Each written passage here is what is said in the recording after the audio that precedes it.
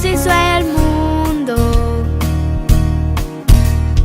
Él apartó un día muy especial, y es desde ahí un monumento eterno. No tiene fin, pues por los siglos será. El sábado es un día especial, en él puede mi alma descansar.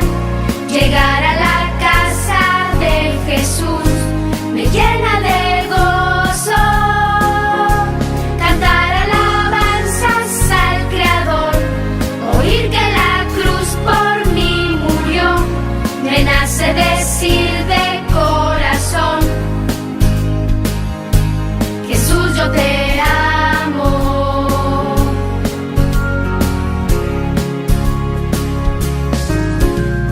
Guarda de hacer tu voluntad ese día.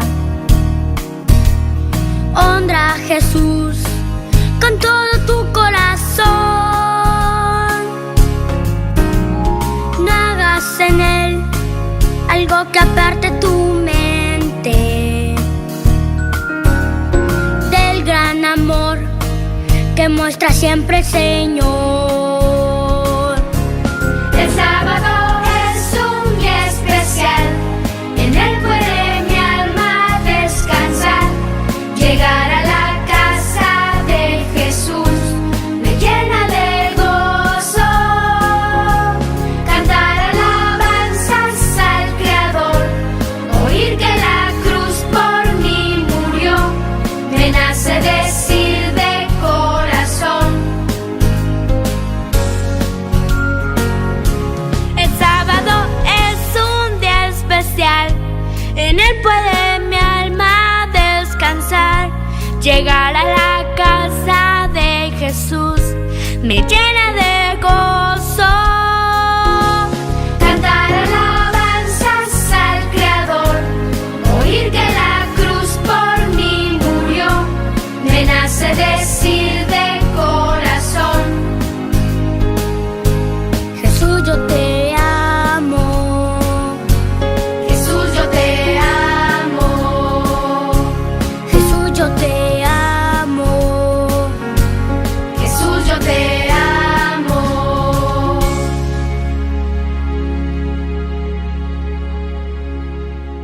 Muy buenos días a todos, mis queridos hermanos. Desde aquí nuevamente me dirijo a vosotros deseándoos un feliz y bendecido sábado. Deseo de todo corazón que podáis estar con salud, que el Señor pueda estar cuidando de vosotros y que juntos en este día podamos alabar y glorificar a nuestro Dios. Os deseo lo mejor y vamos a tratar de disfrutar del sábado. Muy bien, antes de comenzar el pequeño sermón de esta mañana, te invito a que me acompañes en una oración. Querido Padre que estás en los cielos, Señor, agradecemos este nuevo día de descanso que pones delante de nosotros, este sábado bendecido, en el cual, Padre, nosotros, tu pueblo, nos unimos en oración para encontrarnos contigo. Permítenos, Señor, que tu gracia sea derramada en cada uno de nosotros, que tu presencia pueda estar en nuestros hogares, en nuestras vidas, en nuestros corazones, en nuestras mentes, y que todo cuanto hagamos en el día de hoy sea solamente para honrar y glorificar tu nombre. Quita de nosotros, Señor, el pecado, quita de nosotros cualquier preocupación y permítenos centrarnos en esta mañana en tu santo sábado y también que la presencia de tus ángeles nos pueda acompañar. Ese es nuestro deseo en el día de hoy. En el nombre precioso de Jesús hemos orado. Amén, Señor. Amén. Muy bien, si tienes la Biblia a mano, te invito a que me puedas acompañar en un versículo que se encuentra en el capítulo 7 de Josué. Y vamos a leer simplemente el versículo 6. Dice allí la palabra de Dios: entonces Josué rasgó su vestido y se postró en tierra sobre su rostro delante del arca del Eterno hasta la tarde, él y los ancianos de Israel. y echaron polvo sobre sus cabezas. Yo no sé si alguna vez te has humillado de esa manera. Yo creo entender que no, porque esa costumbre que tenían, ¿verdad?, antiguamente en Israel, no es una costumbre que nosotros tengamos hoy.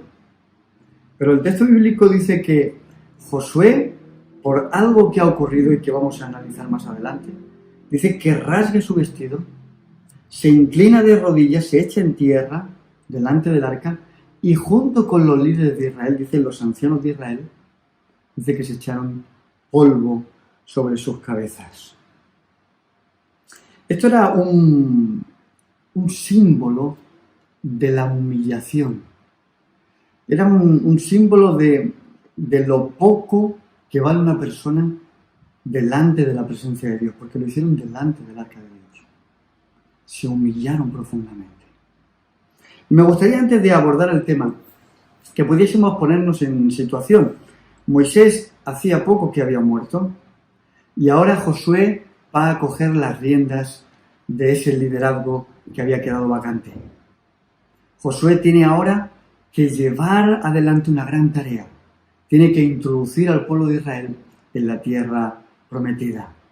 Y bueno, la promesa de Dios estaba hecha. Dios le había dicho, esfuérzate y sé valiente. Y le había puesto las cláusulas, de alguna forma, de ese contrato que Dios estaba haciendo con él. No te apartes ni a derecha ni a izquierda. Guarda los mandamientos que pongo delante de ti. Y si lo haces, yo te introduciré junto con este pueblo en la tierra prometida. El contrato estaba establecido. La promesa había sido hecha. Pero ¿qué había pasado entonces? ¿Qué había ocurrido? Es interesante cuando uno lee la conquista de Jericó, que había ocurrido en el capítulo 6, un capítulo antes, y vemos como Jericó, que era una ciudad inexpugnable. Dice el texto bíblico que tenía murallas muy altas y además eran anchas y que no era una ciudad fácil de conquistar. Pero sin embargo, Dios les había dicho que iban a conquistar esa ciudad y por muy grandes que fuesen esas murallas y por muy anchas que fuesen, finalmente el Señor las iba a derribar y ellos finalmente conquistarían la ciudad de Jericó. Y de aquí, mis queridos hermanos, podemos sacar una aplicación espiritual. Porque en nuestra vida espiritual podemos encontrar murallas altas, murallas anchas, que parecen infranqueables. Pero si Dios lo ha dicho, esas murallas van a caer. Y de hecho, de forma literal, el pueblo de Israel consiguió conquistar aquella ciudad inexpugnable. A la cabeza de Josué conquistaron la ciudad de Jericó. Pero lo interesante es que ahora ocurre algo extraño en esta historia. Por eso Josué se rasga sus vestiduras. ¿Qué había pasado? Bueno, Josué y el pueblo de Israel siguieron conquistando, pero ahora se encuentran con una ciudad pequeña, con la ciudad de Jai.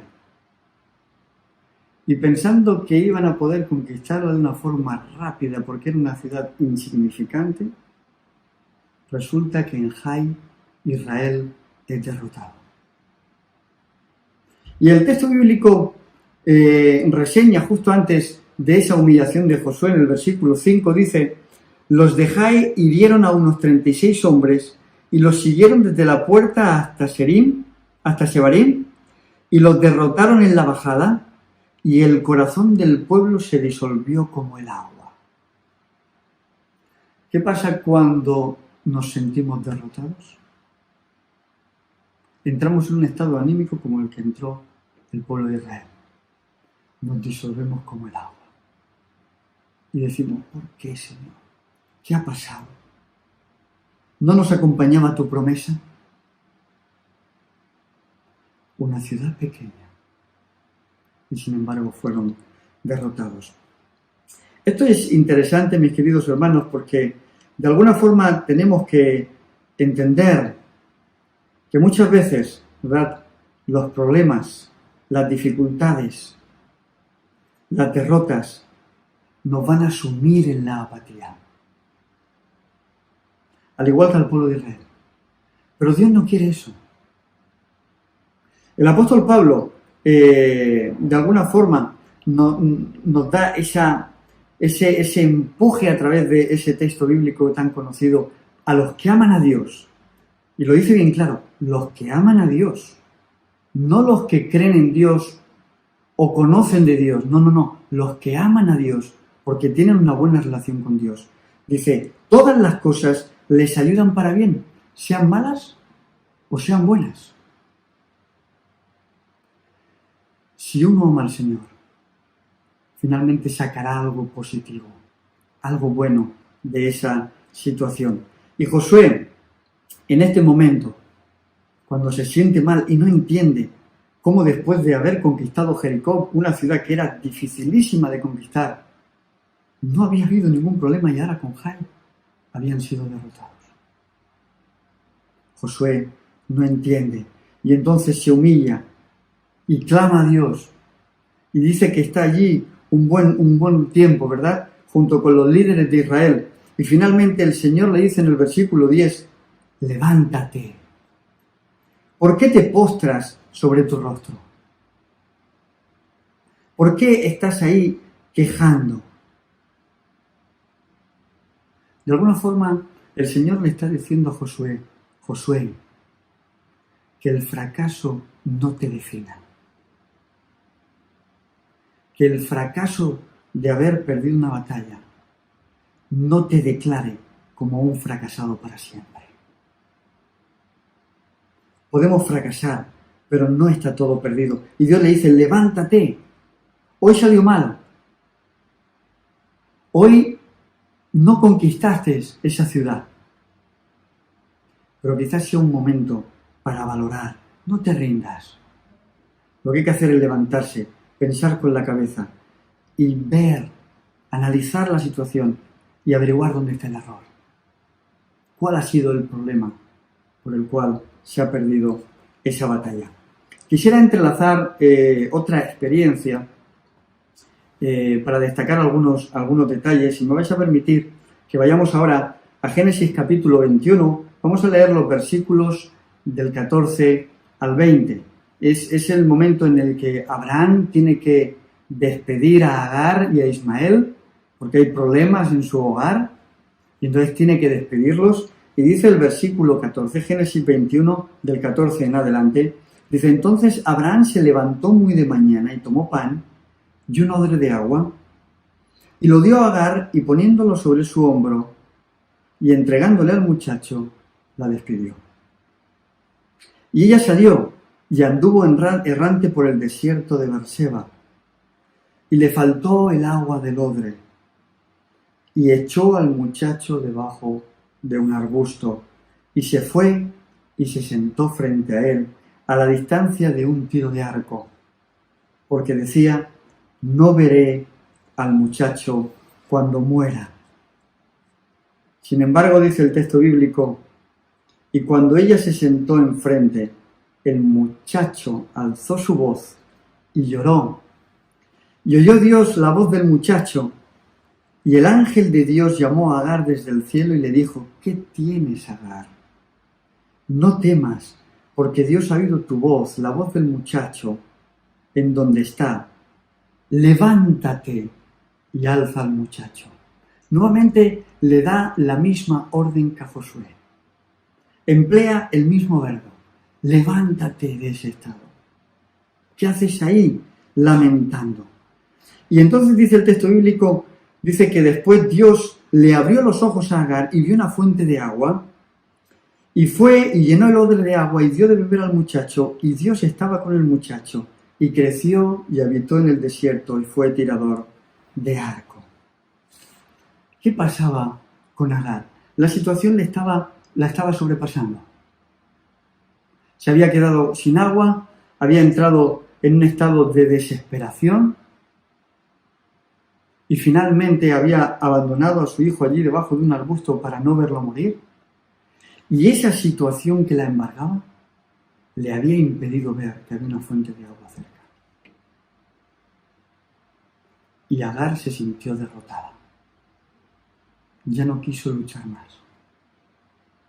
Y ese es en ese momento en el que el ángel de Dios le dice a Agar: ¿qué tiene? ¿Qué pasa? No te rindas. Mientras hay vida hay esperanza. Busca una alternativa, una opción. Mira, piensa. Y dice el texto bíblico que el Señor abre los ojos de Agar para que finalmente vea la fuente de agua y pueda reponerse. Finalmente la historia termina bien, gracias a Dios. Pero al igual que en estas experiencias, tanto en la de Josué como la de Agar, yo quiero creer que hoy el Señor nos dice a cada uno de nosotros: levántate. Si estás vivo, levántate, porque todavía tengo planes para ti. Quizás a lo mejor te sientes derrotado, quizás estés frustrado, pero no te rindas. La orden que le dio a Josué, el Señor nos la quiere darle esta mañana. Esfuérzate y sé valiente. Que la derrota no te defina. Has fracasado una vez, pero eso no quiere decir que seas un fracasado. Ni en la vida, ni en tu fe. Hay que levantarse y hay que reponerse. Y eso es lo maravilloso de nuestro Señor. Que el Señor puede hacer grandes maravillas, cosas extraordinarias con personas ordinarias como tú y como yo. Y en el momento de la derrota, en el momento de las crisis, el Señor puede estar con nosotros y finalmente darnos una salida, darnos una victoria. Y después de haber analizado un poquito estos dos relatos, me gustaría que pudiésemos tener en cuenta algunos puntos que creo que son fundamentales y que tienen que ver con el ceder a la tentación y al pecado. Y los vamos a analizar porque creo que es importante para nuestras vidas. En primer lugar, mis queridos hermanos, no tenemos que subestimar a nuestro adversario. Los israelitas subestimaron a su adversario. No suba todo el pueblo, son pocos, es una ciudad pequeña, es fácil de conquistar. ¿No te suena esto de alguna forma? Señor, para esto no hace falta que cuente contigo. Esto es algo sencillo, me las puedo arreglar por mí mismo. Quizás contaré contigo para las cosas grandes. Y cuando el diablo, ¿verdad?, nos pone una tentación delante y nos pilla en un momento delicado, una tentación pequeñita nos hace sucumbir y finalmente somos derrotados. Por lo tanto, número uno, no subestimes a tu adversario. Confía en Dios y no te fíes de tu adversario. En segundo lugar, podemos vencer grandes tentaciones, pero sin embargo, ser derrotados, como decía, espiritualmente, por una débil prueba o por una pequeña tentación.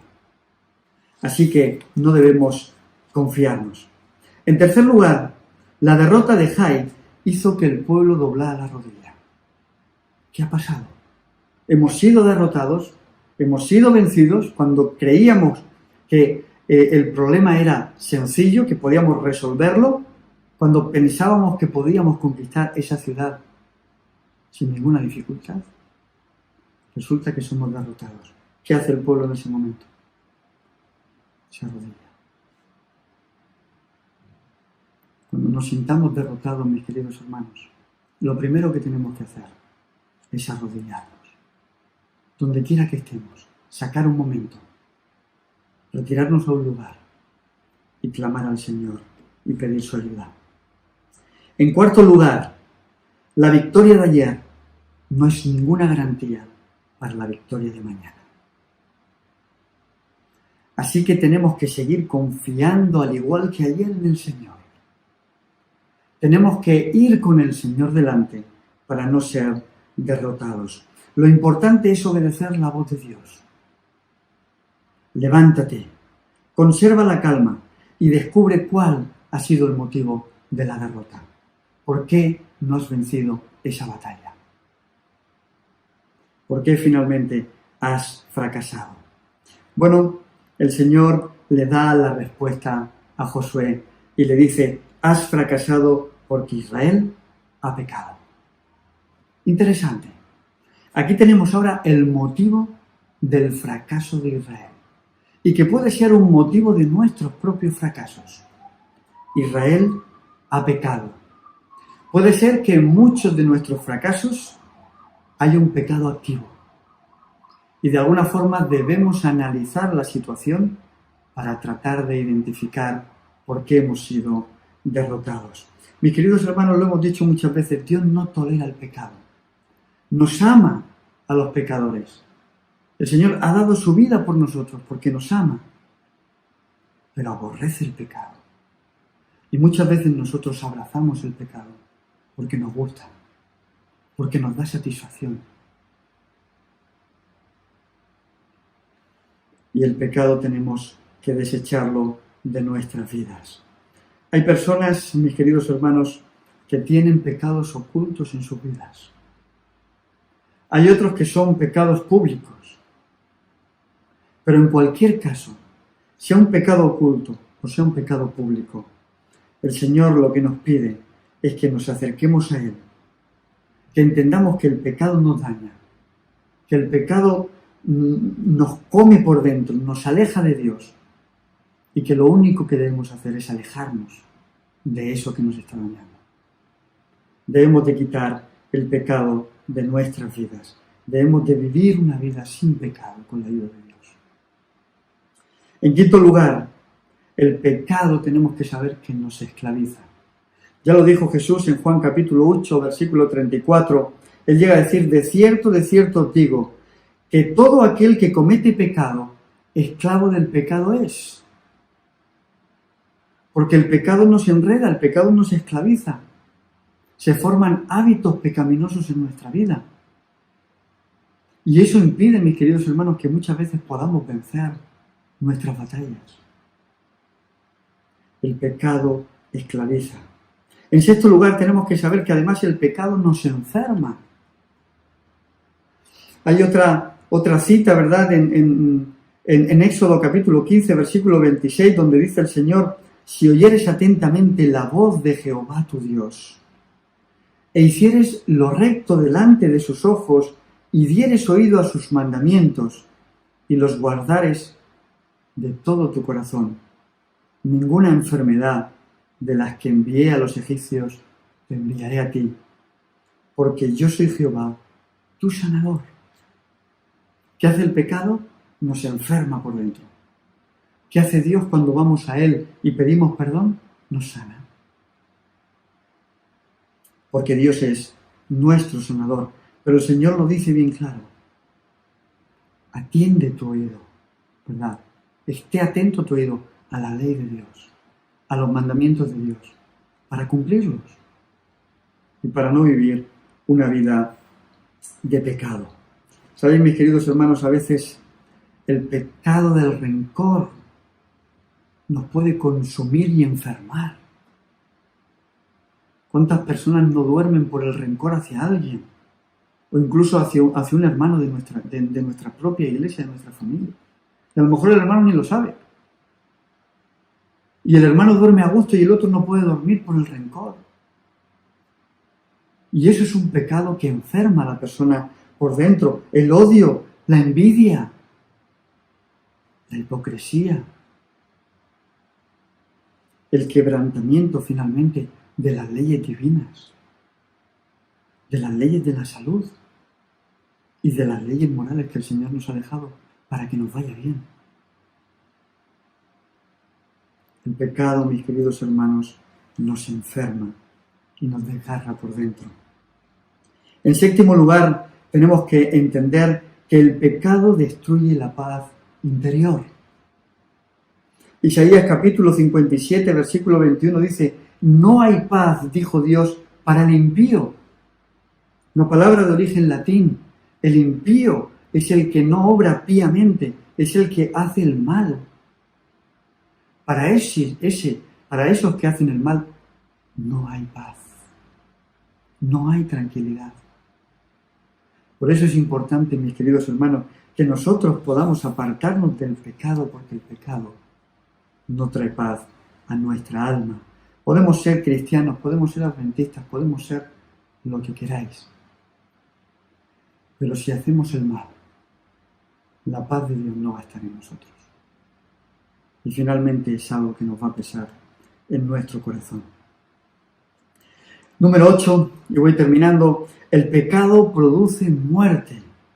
Dice Romanos 6:23, el apóstol Pablo dice allí, la paga del pecado es muerte. El pecado, mis queridos hermanos, no tiene justificación. El pecado lo único que hace es consumirnos. Y por eso debemos de apartarnos de él. Hoy todavía no somos conscientes de la gravedad del pecado. Parece como que nos hemos habituado a él porque la sociedad así lo vive también. Y no nos damos cuenta de que el pecado trae el dolor, trae el sufrimiento, el pecado trae la muerte. Cada día mueren personas por causa del pecado. Porque el pecado trae muerte. Y vivimos en un mundo de pecado. El pecado trae pandemias, catástrofes, la maldad del ser humano. Nos trae la muerte. Por eso, mis queridos hermanos, tenemos que tomar nota y apartarnos también del pecado. Y por último, tenemos que saber que el pecado afecta a todos los que nos rodean. Y lo podemos ver en la experiencia que estamos viendo de Josué del capítulo 7. ¿Cuál había sido el problema de la derrota de Jai? Un pecado oculto. ¿Lo había cometido Josué? No. ¿Pero lo afectaba a Josué? Sí. ¿Había tomado parte el pueblo en ese pecado? No. ¿Pero afectó el pecado de Acán a todo el pueblo? Evidentemente. Porque el pecado muchas veces, de alguna forma, se transmite, se contagia, no sé. El pecado a veces tiene unas consecuencias terribles hacia todos los que nos rodean. Y lo vemos en el pecado de Acán. Israel no pudo vencer. Sufrió las consecuencias de un pecado oculto. Pero no solo afectó a Israel. El pecado también afectó a la familia de Acán. Porque toda la familia finalmente tuvo que morir por causa de ese pecado. ¿Cuántos pecados hay que afectan a nuestra propia familia? ¿Cuántos pecados de infidelidad que a veces han habido en los hogares y han roto esa familia? El pecado afecta, mis queridos hermanos, a los que nos rodean. Mi pecado te afecta a ti y tu pecado me afecta a mí. Y esa es una de las enseñanzas que podemos extraer de esta historia. Por eso es importante que nosotros nos alejemos del pecado, que lo desechemos de nuestra vida. Porque el pecado va a hacer, mis queridos hermanos, que fracasemos. Que muchas veces vayamos a la batalla y vengamos derrotados. Que queramos emprender un negocio, pero hay pecado oculto, no confesado, y las cosas no salen bien. Lo que tenemos que hacer es ponernos de rodillas, averiguar dónde está el problema, obedecer a la voz de Dios, como al igual que le dice a Josué y a Agar, levántate. Primero ora, pero luego levántate, analiza la situación, averigua el porqué de la derrota. Puede ser, no siempre es así, pero puede ser que haya un pecado que te está afectando. Puede ser tuyo, o quizás no. Pero hay algo que está impidiendo que tengas la victoria y finalmente seas un fracasado. Termino, mis queridos hermanos, diciéndoos que el lugar donde Acán fue apedreado se llamó el Valle de Acor, que significa el Valle de la Derrota. Es el lugar donde Israel fue derrotado. ¿Por qué fue derrotado? Por causa del pecado. Fracasaron en el intento de conquistar una ciudad que era en este caso insignificante para Israel. No tenía nada que ver con Jericó. Pero el pecado los lastró y les impidió conquistar esa ciudad. El valle de Acor, el valle de la derrota. Pero sabéis, quisiera leer con vosotros un último versículo que se encuentra en Oseas capítulo 2, podéis acompañarme. Oseas capítulo 2, y vamos a leer el versículo 15, donde dice allí, la palabra de Dios es una promesa de Dios preciosa. Dice, le daré sus viñas desde allí, y el valle de Acor, o sea, el valle de la derrota, ahora será la puerta de la esperanza. Allí cantará como en su juventud, como en el día de su salida de Egipto. Mis queridos hermanos, si hemos sido derrotados, no nos quedemos frustrados. Que la derrota no nos defina. Que el fracaso no nos defina como personas, que no lleguemos a ser personas fracasadas porque hemos fracasado 1, 2 o 3 veces, o las que fueran. Lo que tenemos que hacer es aferrarnos a la promesa divina, levantarnos, decirle, Señor, ¿dónde está el problema? ¿Soy yo el problema? ¿He cometido un error? Confiésalo si es así, porque finalmente el Señor te va a dar la victoria. Y lo que antes era el valle de la derrota, ahora será la puerta de la esperanza, donde vas a encontrar alegría y vas a encontrar felicidad. Así que, mis queridos hermanos y amigos que me escuchéis hoy, en esta mañana, tenemos que aprender a humillarnos delante del Señor, a no subestimar al enemigo. Pero si confiamos en Dios, si confesamos nuestros pecados, si nos alejamos del pecado y nos aferramos a las palabras que Dios le dijo a Josué y las hacemos nuestras, esfuérzate, sé valiente, cumple todo lo que te he puesto delante, no te desvíes ni a derecha ni a izquierda. Si lo hacemos así, finalmente vamos a tener una victoria segura. Así que te deseo un feliz sábado, que el Señor te dé hoy una victoria para honra y gloria de su nombre. Que así sea. Amén.